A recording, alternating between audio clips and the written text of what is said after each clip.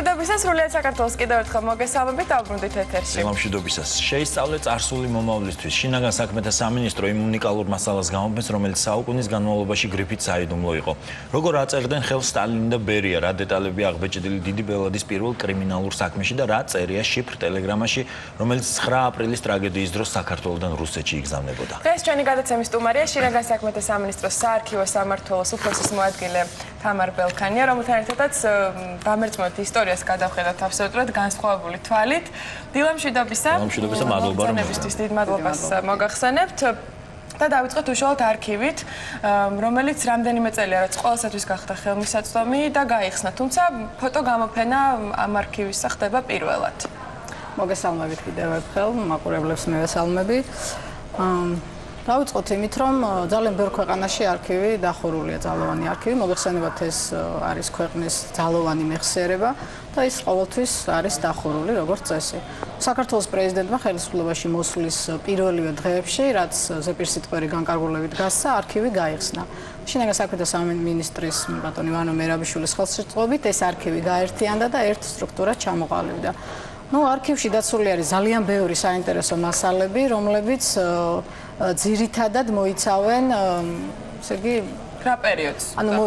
ეს მოიცავს გასული საუკუნის დასაწყისიდან, რა თქმა უნდა, დღევანდელობამდე. არქივი გახსნილი არის 1990 წლის ჩათვლით, არსებობს სახელმწიფო საიდუმლო, რომელიც ასევე დაცულია. ალბათ უკვე არიან მეცნიერები, ისტორიკოსები, რომლებიც შეისწავლიან ალბათ ამ მასალებს, თუმცა ჩვეულებრივ ადამიანებსაც მიუწვდებათ რამდენადაც ვიცი ხელი. რა თქმა უნდა, არქივის გახსნაც მიზნად ამას ისახავს, ეს უკვე სხვა დამოკიდებულებაა სახელმწიფო საკუთარი მოქალაქეებისადმი.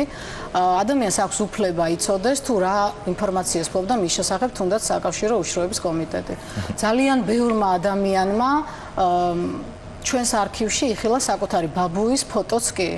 მათ იცით რომ გადასახლების დროს ან დახვრეტის დროს მათ ყველანაირ ფოტოს პირადი არქივიდან ხდებოდა ამის ამოღება და ძალიან ბევრმა ადამიანმა სწორედ ჩვენ არქივში მოიძია საკუთარი ოჯახის წევრების, ბებიის, ბაბუის და ასე შემდეგ. თუმცა ალბათ საყოველთაო ინტერესის ობიექტი მაინც ის რამდენიმე ფოტო იქნება, რომელიც იქნება გამოფენილი. მაგალითად, სტალინის კრიმინალური საქმე. ფოტო და ამბები, რომლებიც ალბათ არასდროს არ ხმაურდებოდა და არავინ არ იცოდა. მაგალითად, სტალინის 5 თითის ანაბეჭდი, ხელმოწერა. პირველი კრიმინალური საქმის ისტორია. ხო, ჩვენ შეგვიძლია ვნახოთ ამ კრიმინალური საქმის ამსახველი ფოტო. ჩვენ უკვე საუბრობთ გამოფენაზე, რომელიც 22 ოქტომბერს საღამოს 7 საათზე შინაგან საქმეთა სამინისტროს ახალ შენობაში მოეწყობა. ამ გამოფენას ქვია წითელი ისტორია. ეს წითელი ისტორია მოიცავს ორ პერიოდს, ეს არის ჟანდარმერიის პერიოდი, ანუ მეფის რუსეთის დროინდელი და ბოლშევიზმი როგორ შემოვიდა საქართველოში.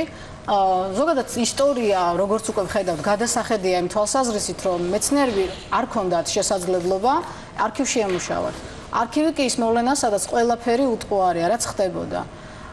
შესაბამისად, ამიტომ გადავწყვიტეთ ჩვენც, რომ ფოტო გამოფენა მოგვეწყოთ, რომ ფოტო უკვე კომენტარსაც კი არ საჭიროებს. ეს ფოტო გამოფენა გითხარით, რომ მოიცავს. სწორედ ამ საქმეს ხედავთ ახლა ჩვენ კადრში. გამოსახული არის. რა დეტალებს მოიცავს ეს საქმე? ეს საქმე მოიცავს, ეს არის, ესე იგი, 30 წლის სტალინი, რომელმაც დანაშაული ჩაიდინა და იგი ბაქოში დააკავეს.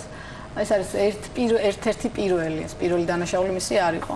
აქ წერია მისი აღწერილობა, თითის ანაბეჭდებსაც ხედავ. რომ გამომეტყველება სახის ქონდა მხიარული, რომ თვალის მოყვანილობა იყო ოვალური, რომ თმები ქონდა შავი ფერის და ასე შემდეგ. ეს გარდა სტალინის ხელმოწერისა, ბერიას ხელმოწერასაც ვნახავთ, ხო? ძალიან ბევრი ადამიანი ბერიაზე საუბრობს ისე, რომ არანაირი დოკუმენტი ამ ადამიანის დაწერილი არ უნახია. ამიტომ ჩვენ ერთ-ერთ ფოტოდ ვაქციეთ ბერიას ხელმოწერა და გრაფოლოგებს ექნებათ შესაძლებლობა, რომ სწორედ ეს არის, ხო? კი, ნამდვილად ეს ფანქრით, წითელი ფანქრით არის ხელმოწერილი და ადამიანებს და ისტორიკოსებს და გრაფოლოგებს ექნებათ შესაძლებლობა, რომ ელემენტარულად შეისწავლონ პიროვნება აი ამ ხელმოწერითაც კი. ალბათ მათ ძალიან დაინტერესებთ იმ აბსურდული ფოტოების შინაარსიც, რომელიც არის გადაღებული საპატიმროებში, სადაც პატიმარი მღვდელთან, ზედამხედველთან და ოჯახის წევრებთან ერთად არის. ძალიან ისეთი საკმაოდ ოჯახური ფოტოა, ხო? კი, მე ვიტყოდი, რომ მთელი ეპოქის აბსურდიც ძევს აი ამ ფოტოსესიებში ესე ვთქვათ, ამ ფოტოსესიაში. ეხლა ჩვენ ვხედავთ კადრში ცნობილი ადამიანები გისოსებს მიღმა. აი ესენი ვინ არიან? ეს გახლავთ ესე იგი სერგო ორჯონიკიძე, რომელიც იყო დაპატიმრებული. ხო, უცნაურია, რატომ იღებდნენ ასეთი ტიპის ფოტოებს? ხო, ეს უკვე ისტორიკოსების სამუშაო სფერო არის, თუ რატომ იღებდნენ ამ ტიპის ფოტოებს? უბრალოდ ეს ხატრულ ფოტოები ნამდვილად არ არის. ეს არის ფოტოები, რომელიც სისხლის ნამდვილად გავს. ნამდვილად გავს დადგმოს და უფრო მეტიც მათი სახის გამომეტყველებაც კი საკმაოდ ესეთი მშვიდია. ყოველ შემთხვევაში თავისუფლება აღკვეთილ ადამიანების ჰაბიტუს ეს ნამდვილად არ გავს. უფრო ფოტოსესიები ქონდა. ფოტოსესიებია კი, უფრო პაროდიული არის ფოტოები, როდესაც მკვდრებს ჩაალაგებდნენ, გაშიშვლებულ მკვდრებს ჩაალაგებდნენ თანმიმდევრობით და ამ ადამიანებს მიაწერდნენ სახელ და გვარს და უცნაურია კიდე გვერდზე აქვს მიწერილი, რომ ძალადობის კვალი არ აღენიშნება.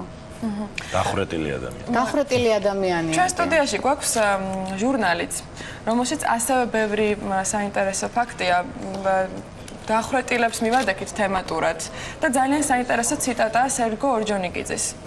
კი, მოკლედ გეტყვით, რომ ეს არის საარქივო მოამბის შემდეგი ნომერი, მერვე ნომერი. ეს ჟურნალი კეთდება ასევე შინაგან საქმეთა სამინისტროში, საარქივო სამმართველოში. ჟურნალში დაცული ყველა მასალა არის იმის მიხედვით, რა საქმეებიც არის განთავსებული ამ უნიკალურ არქივში. ეს ეძღვნება საქართველოს დამოუკიდებლობის თემატიკას და ერთ-ერთი თემა ეს არის შორაპნის აჯანყების შემდეგ მოგეხსენებათ მთელი რიგი წავიდა რეპრესიების, აქ არის აგრეთვე მოცემული და თქვენ შეგიძლიათ იხილოთ აი ამ რეპრესირებული დახვრეტილი ადამიანების სრული სია და ერთ-ერთი დოკუმენტის თანახმად ვიგებთ, რომ ესე იგი 1924 წლის ოქტომბერში საკავშირო კომუნისტური პარტიის ცენტრალური კომიტეტის პლენუმზე ესე იგი სერგო ორჯონიკიძე აცხადებს, მივმართეთ მასობრივ დახვრეტებს, იქნება ცოტას გადავაჭარბეთ, მაგრამ ამას ახლა უკვე რა მნიშვნელობა აქვს.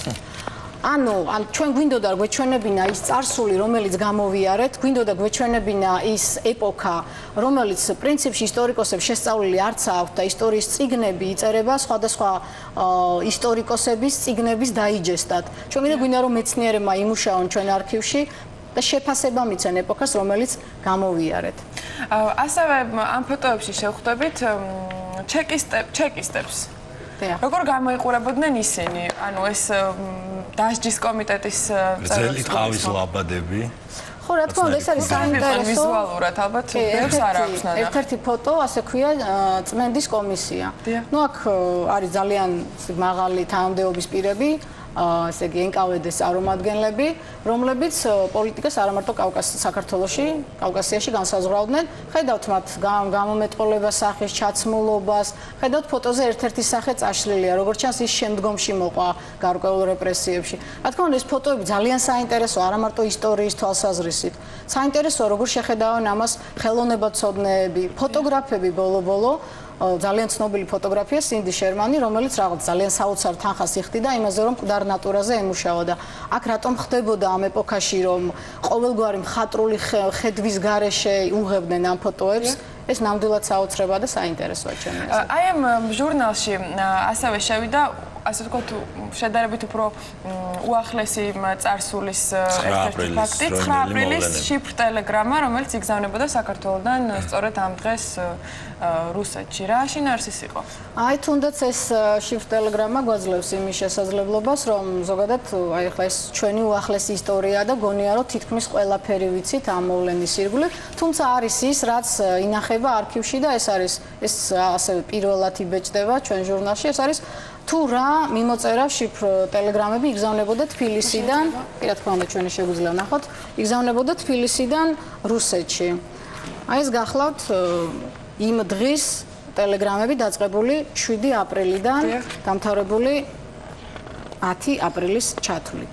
ძალიან საინტერესოა ეს იმდროინდელი პირველი პირი პატიაშვილი წერს რუსეთს, კრემლს. წერს საინტერესო. ხო, წერს რომ საკმაოდ მძიმე სიტუაცია, რომ ვეღარ კონტროლდება